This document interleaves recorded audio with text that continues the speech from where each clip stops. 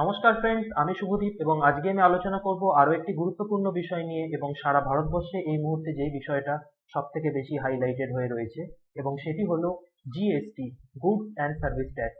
এটা আমাদের দেশে কিরকম ভাবে এফেক্ট ফেলবে এবং তাতে সাধারণ জনগণ এবং কনজিউমারদের আলটিমেটলি লাভ হবে না লোকসান হবে, সেটাই বিষয়ে আলোচনা আমি আজকে করব।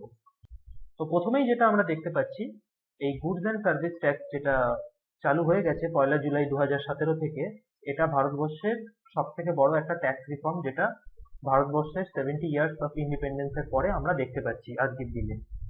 এবং এই জিএসটিটা প্রথম 1999 সালে, যখন বিজেপির তরফ থেকে প্রধানমন্ত্রী ছিলেন শ্রী অটল বিহারী বাজপেয়ী, উনি 1999-এ এটা একটা কনসেপ্টটাকে নিয়ে আসে যে সারা দেশে একটা সিঙ্গেল ট্যাক্স সিস্টেম যাতে থাকে, এবং সেটার হিসেবে একটি তিনি কমিটিও গঠন করেন। এবং সেই কমিটির প্রথমে যিনি হেড ছিলেন, ওনার নাম হচ্ছে শ্রী অসীম দাশগুপ্ত। আমরা অবশ্যই তার নাম শুনেছি। তিনি সিপিএম এর আমলে পশ্চিমবঙ্গের ফাইন্যান্স মিনিস্টার ছিলেন এবং তার তত্ত্বাবধানে এই জিএসটিটা প্রথম ম্যাপিং করা শুরু করা হয়। এবং তারপরে আমরা যেটা দেখতে পাচ্ছি যে জিএসটিটা 2011 সাল আস্তে আস্তে মোটামুটি যেটা 80% কাজ এই জিএসটি কমপ্লিট হয়ে গিয়ে থাকে।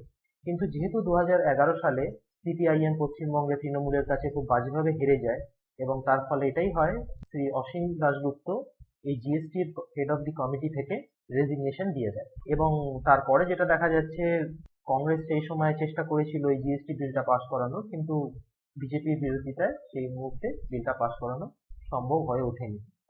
তারপরে ফাইনালি যখন বিজেপি পাওয়ার আসে 2014-এ, তারপরে আরো তাদের 2 বছর লেগে যায় এই বিলটা পাস করাতে। সেটা হচ্ছে ফাইনালি যেটা ওরা পাস করায় রাজ্যসভাতে মেজরিটি পাওয়ার পরে, সেটা হচ্ছে 2016-এর অগস্টে এই বিলটা ফাইনালি পাস হয়ে যায়। এবং যেটা আমরা তারপরে দেখতে পাচ্ছি, এই বিলটা পাস হওয়ার পরে এই জিএসটিটা সারা ভারতবর্ষে চালু হয়ে যায় 1লা জুলাই 2017 থেকে। এবং এই জিএসটিটা হচ্ছে সারা ভারতবর্ষে একটা সিঙ্গেল ট্যাক্স সিস্টেম, যে কোনো বিষয়ে আমরা এতদিন যা দেখে এসেছি যে ট্যাক্স দিয়ে এসেছে সবাই, সেক্ষেত্রে অনেক রকম ট্যাক্স লাগবে। তো আজকের ডেটে এটাই হয়ে গেল যে এবার সারা ভারতবর্ষে এই একটাই ট্যাক্স সিস্টেম থাকবে, জিএসটি। এবং আমরা যদি এখন দেখি যে এই গুডস অ্যান্ড সার্ভিস ট্যাক্সটা কেন ইম্পর্টেন্ট, তাহলে আমরা এই স্ট্রাকচারের মাধ্যমে দেখে নিতে পারি।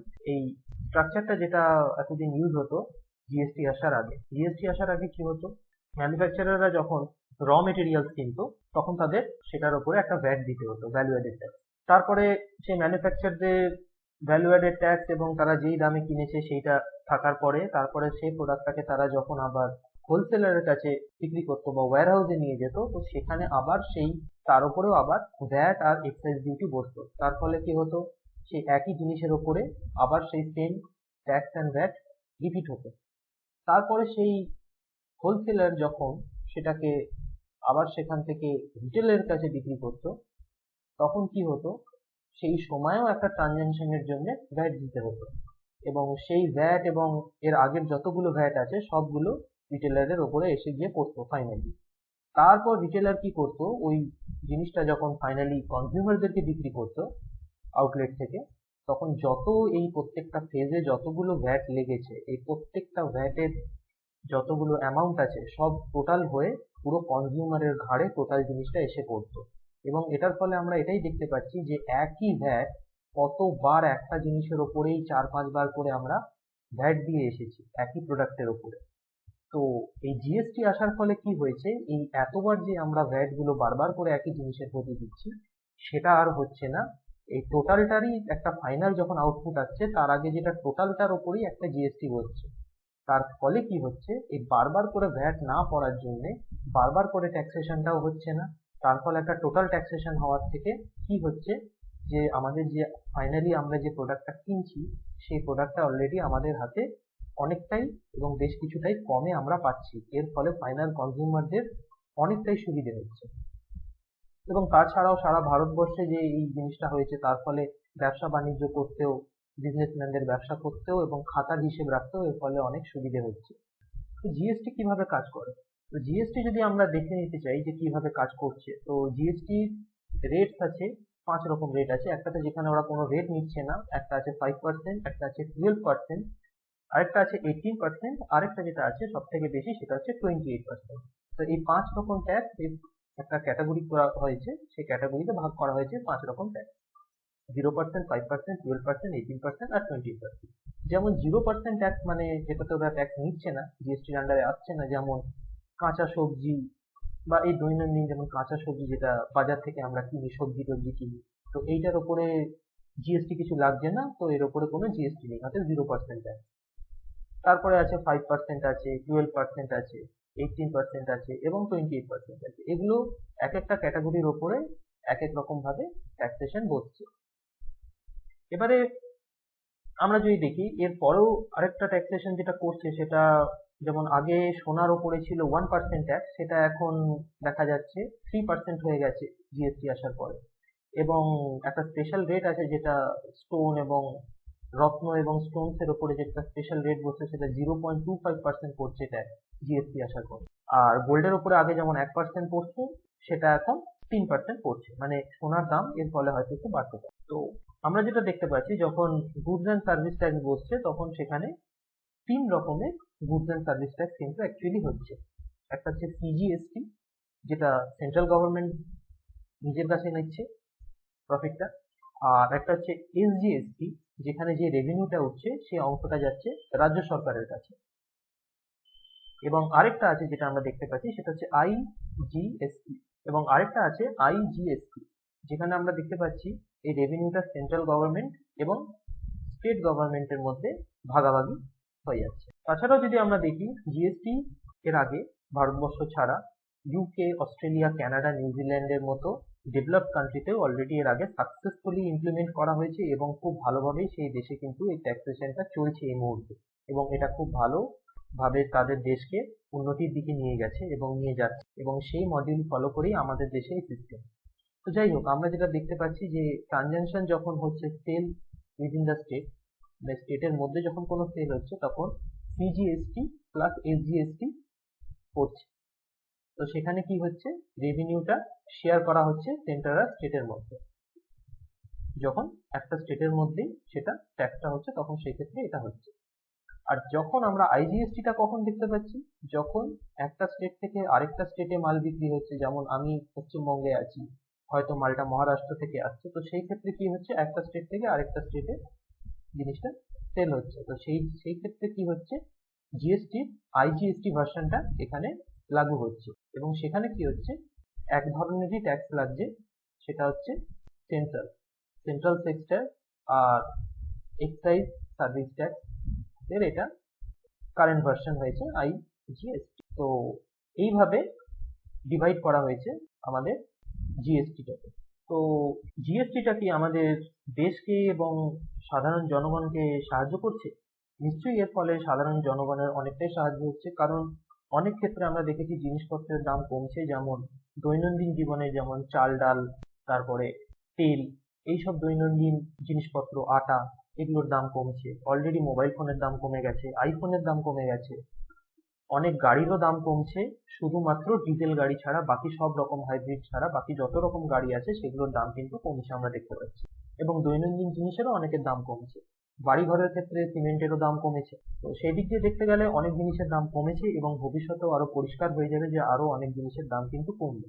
আমরা যেটা দেখতে পাচ্ছি, এর আগে যেটা ছিল, central excise duty, commercial tax, value added tax, food tax, central sales tax, advertisement tax, service tax, এরকম হাজারো ট্যাক্স ছিল, যার ফলে কি হতো, পুরো বোঝটা আমাদের ওপরেই এসে পড়তো, জনগণের ওপরে এসে শেষমেশ এতগুলো ট্যাক্সের বোঝ পড়তো।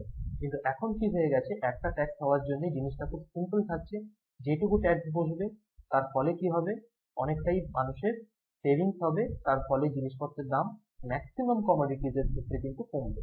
হ্যাঁ, কিছু কিছু ক্ষেত্রে যেমন টিভি, এলইডি আছে, বা আমরা যদি দেখি ওয়াশিং মেশিন আছে, তো এইসব ক্ষেত্রে হয়তো একটু দাম এই মুহূর্তে বাড়ছে, কিন্তু আমরা রোজ তো ওয়াশিং মেশিন কিনি না, বা রোজ আমরা এলইডি টিভিও কিনি না। তো সেই ক্ষেত্রে আমরা যদি দেখি, আমাদের কিন্তু দৈনন্দিন জীবনের জিনিসটাই কিন্তু রোজকার প্রয়োজনে লাগে, তো সেই সব জিনিসের দাম কিন্তু অলরেডি কমছে। তো সেই দিক দিয়ে যদি আমরা বিচার করি, জিএসটি তে ইমিডিয়েট যেটা আমরা রেজাল্ট দেখতে পাচ্ছি, সাধারণ জনগণের কিন্তু বেশ প্রফিটই হচ্ছে, ইনক্লুডিং মোবাইল ফোনস এর দামও কমেছে।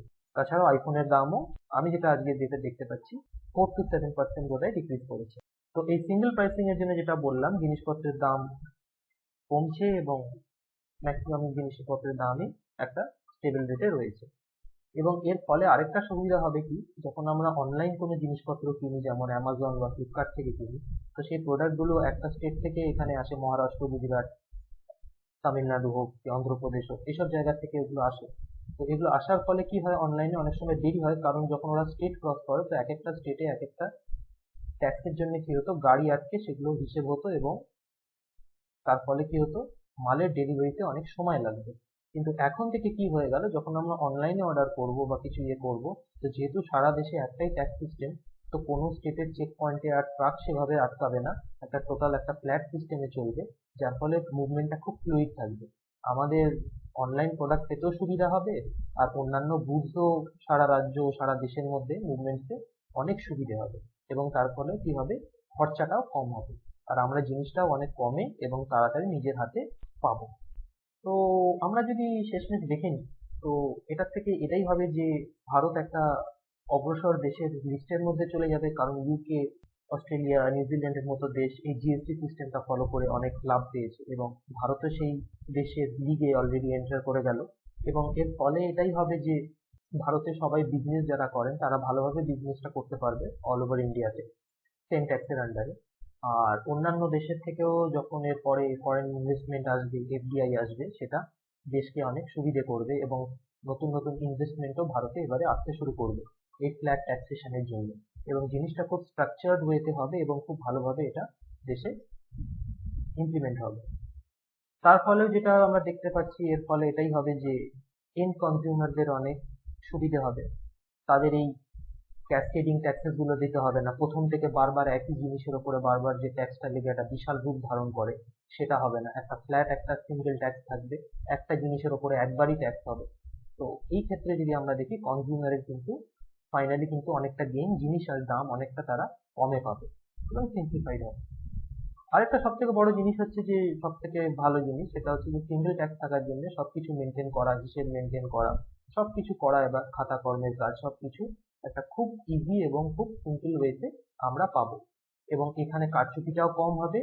আর ভেতরে ভেতরে যে আগে যেটা হতো ট্যাক্স ফাঁকি বা কিছু, এই সিম্পল জিনিসটা থাকাতে কিন্তু আর সেভাবে কেউ খুচরো ব্যবসায়ী হোক বা যারা মিডল ম্যান হোক সেইভাবে আর ট্যাক্স ফাঁকি দিতে পারবে না, কেননা ব্যাপারটা অনেকটা কম্পিউটার এবং অনলাইনে হবে, যেটা আমরা দেখতে পাচ্ছি এই মুহূর্তে ট্রানজেকশনটা কম্পিউটারে হবে। তো এইসব দিক দিয়ে দেখতে গেলে এটাই দেখা যেতে পারে যে ট্যাক্সিংটা সেম থাকাতে দেশের ট্যাক্সটা ঠিক মতো কালেকশন হবে, বিজনেসম্যানরা যে আগে এই ট্যাক্স ফাঁকি দিত বা করতো সেটা হবে না, সরকার ট্যাক্সের টাকা থেকে দেশের উন্নয়ন করতে পারবে, বাইরের দেশের কোম্পানিও আসতে পারবে এবং ঠিক মতো ব্যবসা করতে পারবে, কনজিউমাররাও জিনিস কমে পাবে, সিম্পলিফাইড থাকবে জিনিসটা, জিনিসপত্র ডেলিভার্ড হবে তাড়াতাড়ি, মালপত্রও পৌঁছবে তাড়াতাড়ি, এবং দেশকে এটা অনেক রকম ভাবে সাহায্য করবে প্রগতির জন্য এবং একটা এলিট কান্ট্রি লিগে ভারতকে স্থাপিত করার জন্য। তো আমি আশা করব যে আমার এই ভিডিওটার মাধ্যমে আমি বোঝাতে পেরেছি goods and service tax, GST আসলে কি, এবং জিএসটি কি কি সুবিধে আমরা পাবো এরপরে। এবং আমার এই ভিডিওটা যদি আপনাদের সবার ভালো লেগে থাকে, তো অবশ্যই লাইক, শেয়ার এবং সাবস্ক্রাইব করতে ভুলবেন না। আমি এরকম ভিডিও আবারও নিয়ে আসবো। আপনারা সবাই ভালো থাকবেন। জয় হিন্দ, বন্দে মাতরম।